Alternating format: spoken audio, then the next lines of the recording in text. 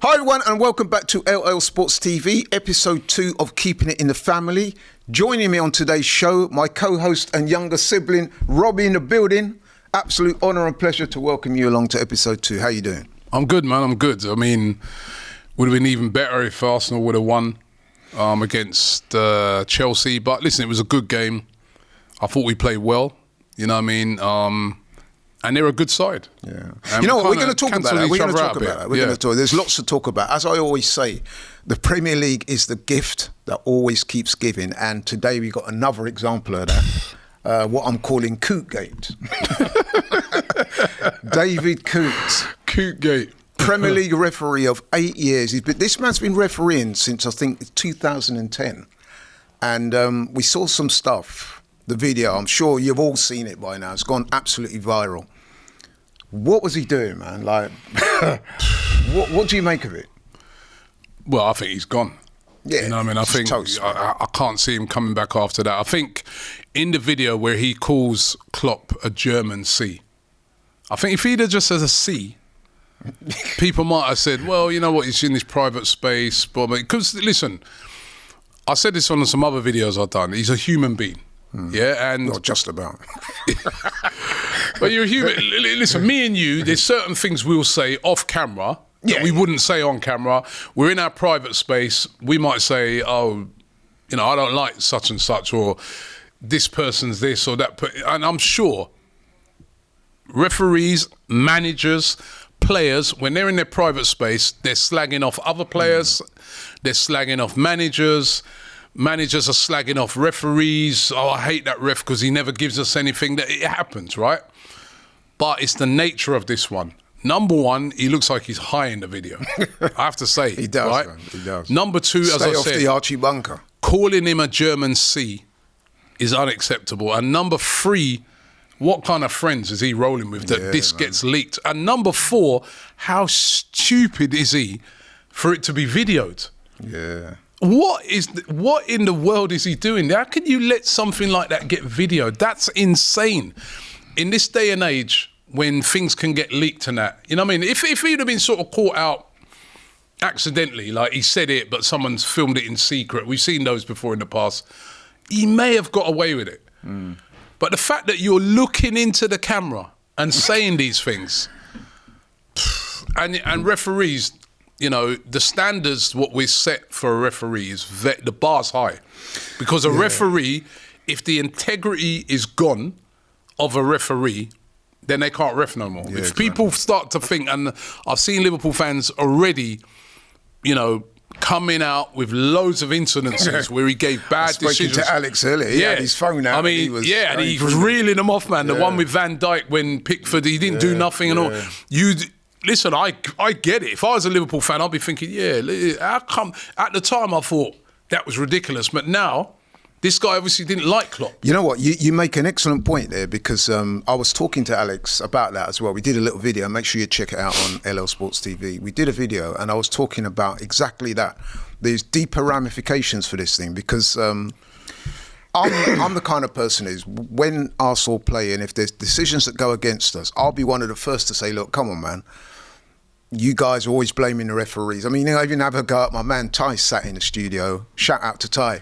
Me and Ty go back and forth, and I'm always calling him what I call the Arsenal Flat Earth Brigade, whereby there's this conspiracy theory, the refs are always out to get us.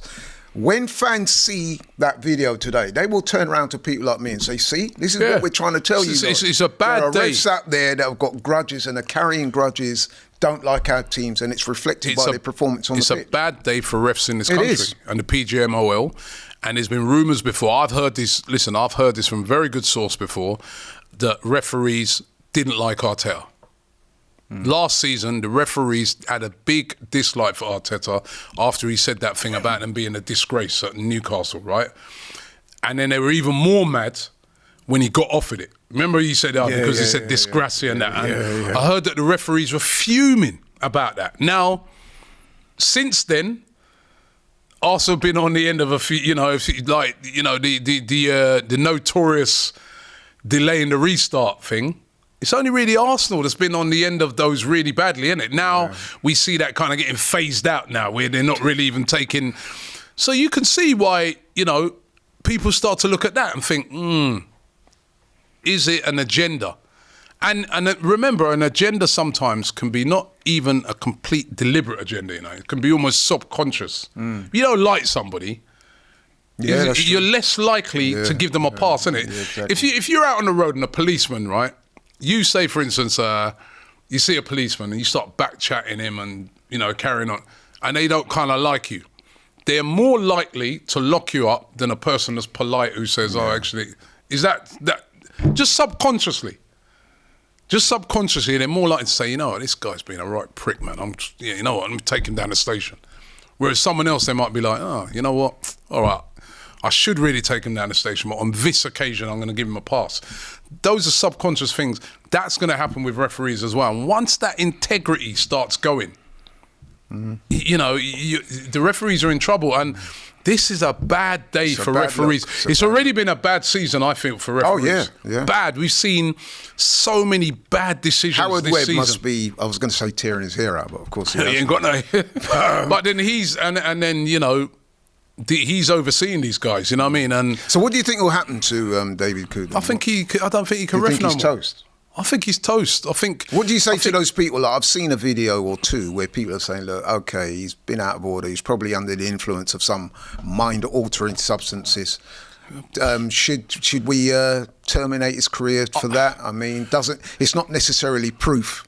I think that when he's given decisions against Liverpool just because he's called Klopp what he called him. It's a bad look, Laurie. Like, you know what I mean? Like, I know it's a bad look, but where does this end up? Do you think? You know what? When he said, as I said, if he'd have just said the C word, when he said German, I mean, that's like xenophobia. That's not good. That's bad. That's bad. I mean, and then he tried to deny it. Yes. Right? Yes. And then now he's coming out and saying, I can't remember it. First thing he should have done, right? And I know, listen, sometimes you have, even me, I've had things since I've been doing YouTube and that have gone south. And the thing that I've learned, right, is that when you're wrong, when you're in the wrong, don't try and, you know, I've experienced this. Don't try and come with no cover up. Don't just admit you're wrong and say you're sorry. First thing he should have done was come out and said, actually, it is me. You know, obviously, I know you'd have been in a bit of shock or whatever to see it come out. Actually, it is me. I want to personally apologise to Jurgen Klopp. I was in a bad place at that time. I shouldn't have made that video. It was done in the privacy of my own home or wherever it was. But I apologise to Jurgen Klopp for this. I think if he did that, I think maybe people might forgive. But coming out, oh, it ain't me. That's the first one. Then coming out and saying, well, yeah, it is me, but I don't remember anything. That don't wash, man. It is you. You're there in 4K. Just admit it. You're sorry. And then hopefully people can forgive you and we move on for it. But I think he's digging himself into a hole by not doing that. I think he's panicked. He's in for a long, difficult time.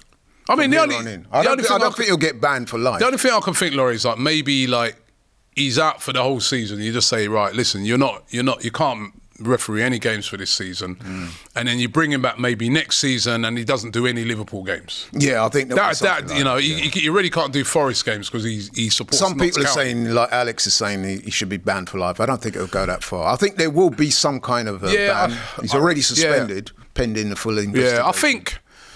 Listen, I don't like to see. He won't get Liverpool games, but then they've got to be careful because I'm just looking at the aesthetics of it.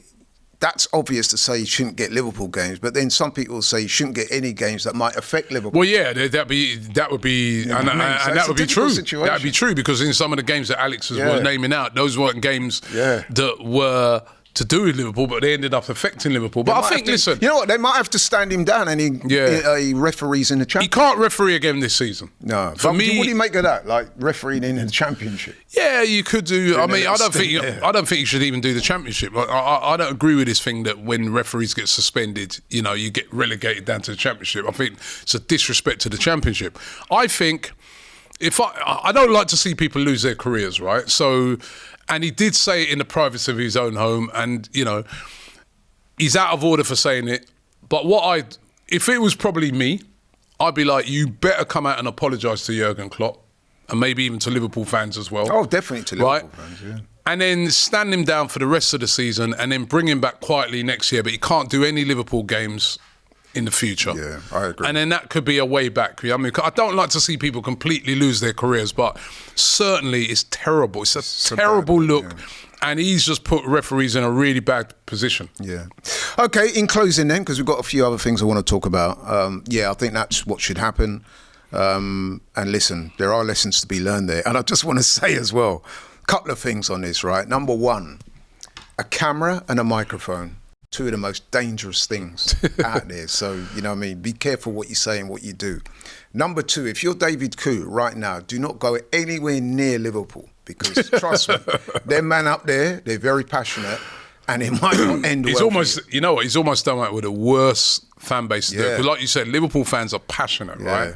Liverpool fans, they absolutely love their club. They loved Klopp, and they are absolutely quite rightly so. But I think, like other fans, over after a couple of days, Well, we've seen how they are with the Sun brush it under the carpet. Yeah, but Liverpool fans... They hold a grudge. Yeah, Liverpool fans, they hold a grudge, mate. Yeah. They're on you, and they're not going to let that slide. And that's why I rate them as well. I rate them for that as well. Yeah. So... And number three, and this is not just to David Coote, this is to everybody, just say no. He does just say no. Because honestly, trust me, he's under the influence of something. Yeah, man, just say no. And be careful with the friends you keep, man.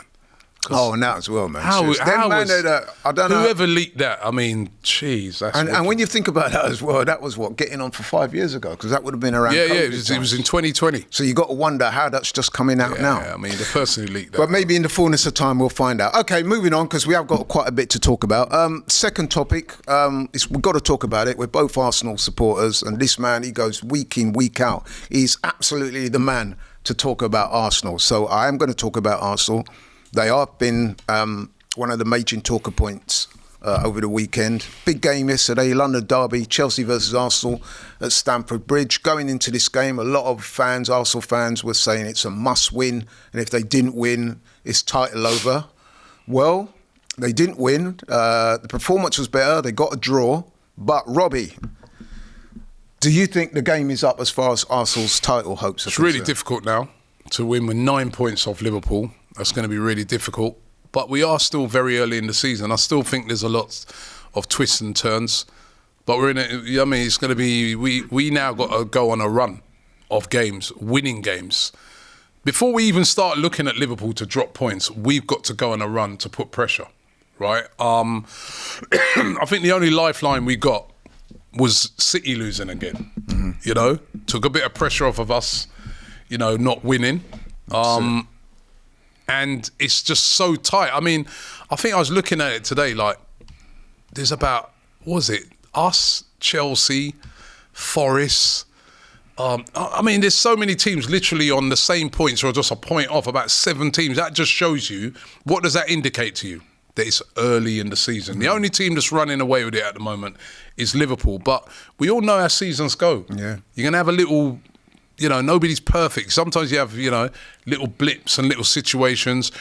And even Liverpool, they're playing brilliantly at the moment, but they have rode their luck a bit in some games. There was that game the other day against Brighton, where Brighton should really have been 2-3 up in that first half, didn't take their chances. Liverpool, as they're a good side, so they came back. There was the game against us, where, we were winning, they came back. There was, the game against Aston Villa. I mean, Villa's defending was awful, but Villa had a lot of chances in that game. Morgan Rogers and that, didn't take them. So there could be more twists and turns, right? Yeah, there could I've be got more some twists thoughts and to that, turns. and I'm going to come on to that. But one point I did want to make, and I've made this to one or two other people. I mean, I saw you did your fan cam yesterday on AFTV where you're talking about it's not over yet. And it's funny because I did a similar fan cam where I said the same thing. And I see you were getting stick. I took some stick. But listen. I don't care. Yeah, well, yeah, listen, I say, if people ask me my opinion, I'm going to give my opinion, right? It's not over yet. But I agree with you. Liverpool last season were ahead as well, ahead of us and City. Yep. People forget that, right?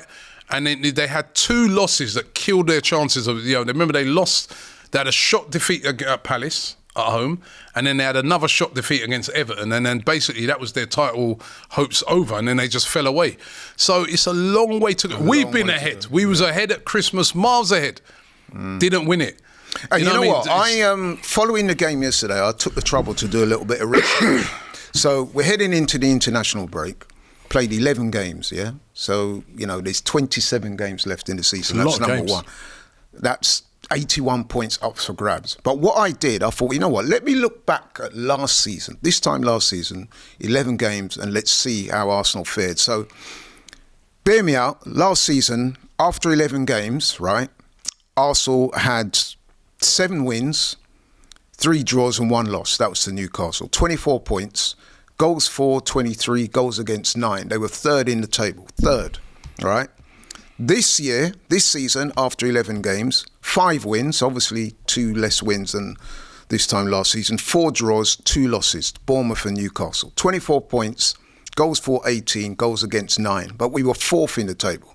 So the moral of that story is that, how many points did we have the previous season at this stage? The same 24? Let me see, 7, 3, 21, so 24, yeah. And we've got 24 this season. And 15. Actually, no, I think it might be slightly less points. 15. Yeah, we've only got 18 points, I think. 19 points. 19 points. Yeah, so we're 5 points down. 5 points less than last year. Yeah, but then you also got to take into account the games we've had, right? So I think last season, right, we had an easier start last season than we have had this season, right? This season, we've had to go away to Villa, away to Spurs, away to City, right? We've had to go away to Chelsea. All of those games are done now. Those are some of the most, at any season, those are some of the hardest games. The game where we really messed up was that Bournemouth game. Yeah. If we'd have won that Bournemouth game, we'd have been more or less the same 24 points as we had the previous season. Last year, we lost at Newcastle and we drew at Chelsea. The exact same as what we've done this year, right? But it's that Bournemouth one that's really, really hurt us. And then you also got to take into context sometimes the run of games that we've had. We've had to go, we've just had a run where we've had to go away to Newcastle, away to Inter Milan, and away to Chelsea. That's not an easy run on any books. Now, I know people are saying, because of what Liverpool are doing at the moment, that it's done. I don't think it's done yet. Liverpool are the favourites to win it. Liverpool should go on to win it, even though they're going to have, but anything can happen in a season. Seasons are long. I remember Arsenal, that season when we first started challenging, we were flying. Remember that? Yeah. Jesus gets injured and that all of a sudden things change a bit. Like, you know what I mean? You can get setbacks in injuries. Anything can happen. It's too far to go to just automatically say either it's done or to say, Liverpool are going to win it. We know City can come back. We've seen them do it time after time, right? Even though they're not, 4 in a row they've lost now. That's right. So, but...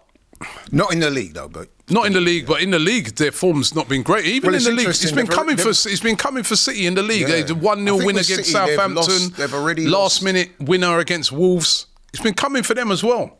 I think in the league, City have lost twice already this season. Do you know how many games they lost in the whole of last season? 3. Yeah, so already they've nearly lost as many games as they did in the whole of last season. Yeah, and Liverpool lost at home to Nottingham Forest. That was a bit of a shock. There's still twists and turns. I've been saying to people, right, that for me, this season is shaping up to be what I call a maverick season. So when I say that, I'm talking about some of the results you're seeing is not like what we've seen in previous years. That suggests to me that it's going to be a different type of season. Now, whether that's because teams like Arsenal and City are falling off a little bit and the other teams are catching us up, does it mean that the league is not quite as strong as it was as in previous years? But definitely you're seeing a pattern. You've only got to see some of the results. Tottenham losing at home to Ipswich. Nobody saw that coming. Liverpool losing at home to Forest earlier in the season. No one saw that coming. You know what I mean? Us getting beaten by Bournemouth. I mean, don't forget, last year we went to Bournemouth and beat them 4-0. Yeah, Bournemouth then followed out by beating Man City. So, you know what I mean? And they got a draw at Villa. But what some people are saying though, Robbie, and I do kind of hear them out, they're saying, yes, Laurie, maybe some of the teams are not as strong, but will Arsenal, have we got enough to exploit that? They're saying they're not seeing enough That's from to be us so seen, far. isn't it? That's to be seen. They're right. They're right. We've not been as good this season. There are some factors, right? And then when you talk about them, you get slated off as well. But they're factors that need to be spoken about. Last season, we started the season, literally went the whole season with an unchanged team, unless we wanted to change it. Key players were not injured. Saliba, Gabriel played literally every game. Odegaard played every game. Saka was always fit. Right? This season's been a lot different. You know what I mean? Odegaard, that was his first game since August. Right, bought in Marino, he got injured before the season even started, right? You know what I mean? Saka's had a spell out, you know what I mean? Some key players have been missing in games. And when you're going into games like Liverpool and you're missing some of those key players, it can affect you. Now, it's not excuses, because every team has to live with that, but they are factors, right? The fact that last season we started full on, could go at it with our full team literally every game, not many changes made, you know. And that's the encouraging thing for me from the game against Chelsea, right, is that for the first time this season, we sort of saw what we deemed to be our strongest 11 play. It was a much more encouraging performance than we've seen in previous games.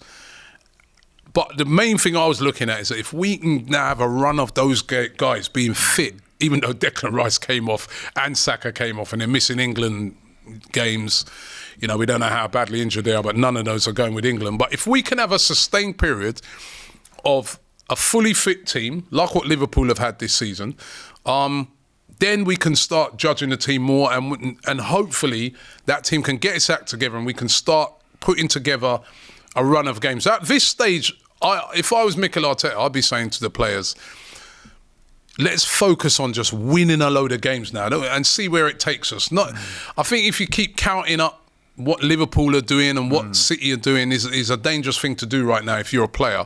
You just need to go out there and get on a run. Let's get on a run. But I did want to pick you up on something. I saw your fan cam yesterday, and actually you said something that I didn't agree with on this occasion. So you were asked about the international break, which we're entering now, and you were saying that you wish that it wasn't the international break and that you wish you could, like, the Forest game was next week. And I must admit, when I saw that, I thought, no, actually, I'm glad that the international break has come now, because some of those guys that are just coming back from injury gives them a chance to rest up a bit more. You saw Saka limping off. Odegaard's just come back. Declan Rice, one or two other people. You got the likes of Calafiori, one or two other people injured. I think if we can sort that out in the international break, give the players a rest, refocus, re-energise, come again. So I think that the international break has come at the right time. No, I don't know, man. I don't think it's come at the right time, because I think that the last couple of games we've seen some encouraging performances from Arsenal. We lost at Milan, but it was an encouraging performance. Then the game against... We didn't score, did we? We didn't score, but it was more. It was better than the previous rubbish that we saw at Newcastle and Bournemouth, right? And then we've seen a very encouraging performance at Chelsea, a good side Chelsea. Yeah, I thought the performance was decent. Right? So now, and then we're seeing all those players come back. Now, all right, I know a couple of them pulled out, but what I was saying, right, then next minute now, they're going on international duty. Saka's away, Declan Rice is away, various other players are away, Martinelli possibly going to Brazil, this, that, and then you even see like Odegaard, you know what I mean, Norway telling him to come over, for them to go and get injured again. Saka got injured on international duty, so did Odegaard. Nah, it's been too much of these little meaningless Nations League games. Who cares? Nobody cares about those games. I'm sorry, right? We've already had two. Fans might have we've had two breaks. We've had 2 breaks already, right? They could have done that in the new year or something like that. Let's have a run at games now, you know. So I think Arsenal were in a good place. Our next game would have been Nottingham Forest. They just had a defeat on the weekend. You know, now they got a chance to regroup. They've been flying high. You say we're in a good place, but surely a better place, not a good, but a better place. The lack of goals. Of course. But so my question to you on that is, how do we get Arsenal scoring again? Let's make Arsenal great again. Yeah, make Arsenal great again. The MAGA movement. How do we get that movement going? Listen, I think one of the key things we saw was, yesterday we created a lot more chances. Martin Odegaard, like back in there, team looked more balanced, and we were creating chances. Created quite a few chances. There was that chance in the first half. Martinelli, I think he should have scored from that. Martinelli did score a goal. We had created a chance right near the end. There was the Havertz disallowed goal. So we were creating chances. It's not like previous games where, like Newcastle, where we're like, we didn't create anything. We against Inter Milan, we created chances. They defended brilliantly, but we were creating things. So, are you not concerned with that we're Odegaard not coming back? Enough goals. I mean, but I think Odegaard coming back is going to make a big difference. The team was different yesterday. It weren't just his assists and stuff like his assists. Sorry, it was also the fact that the game was just played at a higher tempo. He led that. It was just a different. That was more like the Arsenal that I was used to watching last season. What do you say to those people, myself included, by the way? So I've got to claim this one. That in the absence of another striker, it was always going to be that we were going to struggle to score a lot of goals this season. We needed to sign a striker in the summer. We all said it. I said it. You said it. Everybody said it. We didn't get that striker. Are we? Is that sort of? Are chickens coming home to roost? In other words? Could be, because I do think we needed to sign a striker. I said it in the summer, or get another wide player in there that can score goals. And the one that scored yesterday, Neto, was one that I kept saying every time I was doing Transfer Daily on AFTV. Why don't we get Neto? Why don't we get Neto? I couldn't believe that we didn't. Well, we did get a wide player, but it would appear that the manager. Yeah, well, he's not playing Sterling. You know what I mean? But I think Neto is a younger player, and he would have been a much better rather than that was like a last minute loan we got.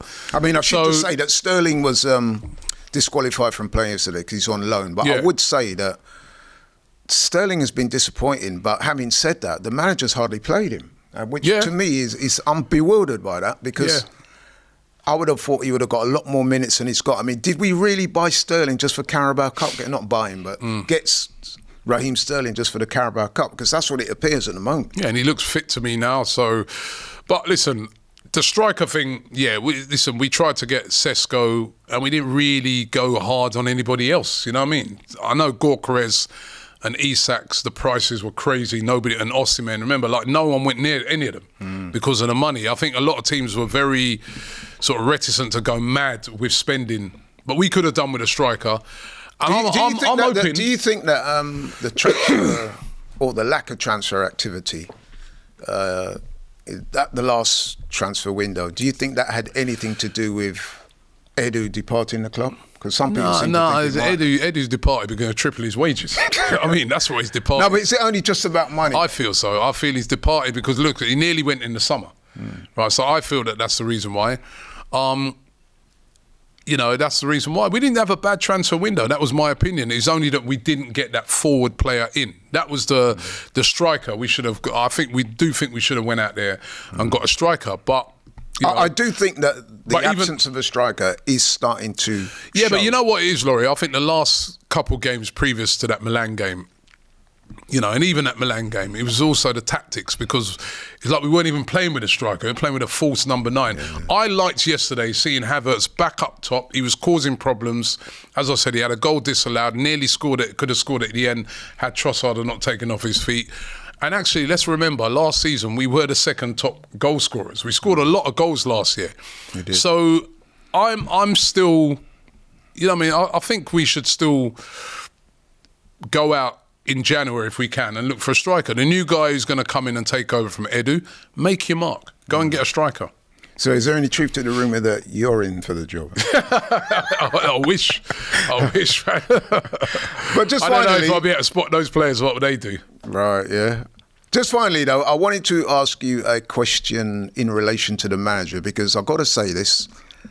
In recent days, seen quite a few Arteta detractors. Recent months. Well, but it's heightening, isn't it? Yeah. It's growing pace. And there's quite a few people who are not only openly criticising him, they're questioning whether he has the ability to take Arsenal to that next level and win trophies. Now, I just wanted to know your thoughts. I kind of know where you're going on this, but just for the benefit of the people. Laurie, they're within their rights to do that, right? This is Arsenal Football Club. Arsenal are a massive, massive club, right? And when you're at a club the size of Arsenal and you haven't won since that international break, we haven't won a game since then, you're under pressure. That's what this job is all about. You know what I mean? And My opinion is, I think it's a bit ridiculous to say to get rid of him and stuff like that. I think that's a bit ridiculous. But I understand where people are coming from. I understand that they haven't been happy with the recent performances. So you're under pressure. You're a big club, man, and he's got to take it. He's got to hold it. But, there are some people who, it's almost like, it's fashionable now to have a pop at the manager. Just like those same people, but 4 or 5 weeks ago, what they would have been saying is that's why we should have got Emery. I ain't heard none of them. I haven't heard nobody talking about Emery because now he's on a bad run. We do this a lot. There'll be a player that's been poor. So I'll give you an example. During the summer, when Arsenal were being linked heavily to Rafinha, there was loads of people saying, "Gay, you must be mad. We were Rafinha. When he could have come to us, he turned us." Now that he's firing at Barcelona, why didn't we get Rafinha? You know what I mean? So what are you've got us, as I said, nobody's saying get Emery now, are they? He got pumped 4-1 at Spurs, you know what I mean? He lost 2-0 at Liverpool. He got beaten in the... he's lost about 4 games in a row. And don't get me wrong, he's still a good manager and he's still done a great job at Aston Villa. But I'm just saying that. So sometimes people are just quick to... let's wait and see. You make a good point. And the thing is, here's the thing with the majority of football fans, and it's a slightly contradictory thing to say, but it is true. Fans, on the one hand, they can be intensely loyal. Guys like you, travelling up and down the country, watch games week in, week out, support the club, spend a lot of money. But at the same time, a lot of football fans, and this is not maybe you, they also look at it like, what have you done for me lately? You've got to perform, and especially a club like Arsenal. 100%. And the football fans, as I said, you're entitled to your opinion. And I might feel that some fans are going too quick with it, but that's how they feel, and I respect their opinion. You know what I mean? Me and Turkish always clashing on these sort of things because, I think you've got to be reasonable. You've got to be reasonable. You can't just say, let's go and get Alexander Isak if he's not available. But there'll be other fans that'll be just like, no, whatever it takes, get him. But it don't work like that. So we have to sometimes, but listen, a lot of it's frustration. Listen, I understand it. It's frustration. We haven't won the league for 20 years. A team that used to win the league on a regular basis, we haven't won it for 20 years. We've had the last 2 seasons when we come really, really close. And a lot of fans thought that this was, me included, this is going to be our year. And it's not started well. So I can understand the frustration. And Mikel Arteta is under a lot of pressure. Do you still have faith in the process? I'm still trusting the process for now, but it has to fix up because it's not the start. As difficult as the start's been, as difficult as it's been with injuries and that, this is football. It happens. Teams get injuries. You know what I mean? Liverpool have had injuries before in seasons, right? And still challenged. City have got a lot of injuries at the moment. Yeah. We've got to remember with City at the moment, you know what I mean? Yes, they're on a bad run of form, but they've had a lot of injuries. Yeah. And this is shaping up to be a maverick. Yeah, but then just to spin that, what people were saying to me a few weeks ago is that it don't matter with City because their squad's so brilliant that they can handle the injuries. But then we've seen Rodri's out, a few other players are out. They ain't been able to handle the injuries. So it's not as easy as that. And I said this, I said, Pep's run a big risk this season because they're very dependent at the moment on Erling Haaland, yeah? What if he got injured? Because they got rid of Alvarez and they didn't replace him. So... Right. It's not just, that's all I have to say. It's not just Arsenal. When you say that now, it'd be like, yeah, but it don't matter because they've won 4 titles. Well, I don't know. To me, it is still a comparison because they're the best team around, right? So it just shows you that even the best team around will find it difficult sometimes to handle those injuries or handle those adversities.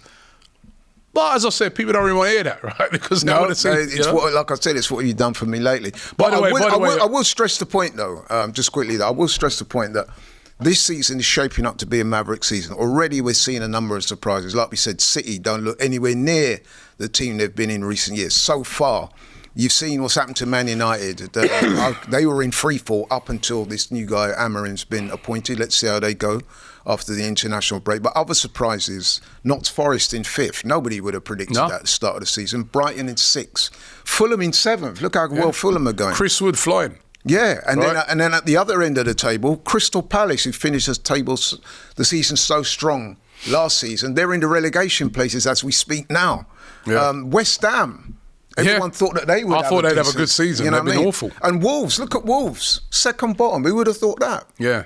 By the way, some breaking news. Yeah, go ahead. Gary Lineker is stepping down as the presenter of Match of the Day at the end of the season. Wow. There's a lot of rumours going around that might happen, but it's been confirmed that, you know, he's stepping down. I think he'll be a big miss, you know. He will be a big miss. He does have his critics, but I think he's really good in that. Yeah. He's a bit of a institution, if you like, isn't he? It'll be interesting what he does. I mean, he'll still probably do things like, you know, Champions League. He'll still probably guest on, because he does a lot of that. Yeah. And he's got his own channel. Yeah, that's doing pretty well. If Gary Lineker's saying to himself, boy, I'd rather do sort of YouTube and stuff like that than Match of the Day. The world is a changing place. Who do you think will get the... We used to get slagged off for doing YouTube. Well, there you go. Just saying, you know what I mean? Yeah. Just saying, I mean, I'm just seeing these little movements. Man. It's a changing world. But who do you think will... who would you like to see get the job? I mean, I know the news is only just broke, but... Any immediate candidates for it? Because that is a massive job. So, you know the guy who does Match of the Day too? What's his name again? Is it Mark Chapman? Chapman. I think he's really good. I like him. Yeah. I mean, they might try to go for someone a bit younger, maybe, but I know he's good. I like him. He's good. He's a very good presenter. You know, so... But maybe they might try to go for, you know, Gary Lineker. Or do you think they'll try and go for, you know, a more celebrity? Yeah, I think they might go for a big name. Yeah. And it'd be interesting to see, you know, maybe a Shearer big extra. I think Shearer's better as a co-commentator. Yeah, because, you know, you've got some people who are better as a co-commentator than the actual lead.